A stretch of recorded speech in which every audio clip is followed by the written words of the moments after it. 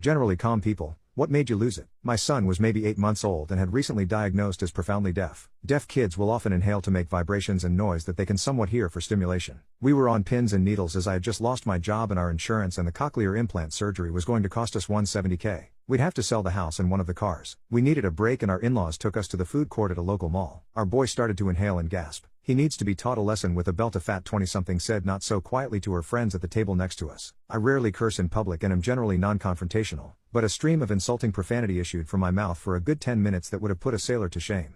I found it couldn't stop and it got on the verge of Bukowski poetry. I insulted her, her mother, her weight, and her pinched-faced friends. I launched into the smell of her womanhood, how fat she was, how she'd only be able to reproduce with a blind intoxicated moron with a death wish, as she was uglier than the devil's back door on fire with a poop of hell. And it only progressed from there. F. Lee Ermey's Marine drill sergeant from Full Metal Jacket would have told me to tone it down a bit. I told her he was deaf and that we couldn't stop it, and this was a goddamn food court in a pissant southern town filled with pissant hellspawned redneck ignorant mutant troglodytes that embarrassed normal troglodytes. The food court was silent and all the eyes were upon us. And then it progressed from there. She got up and left crying. I can honestly say the whole rant was involuntary, like a puss-filled boil popping and draining in a torrent. I had never done anything like this before and have not done it since. I feel bad for her to this day.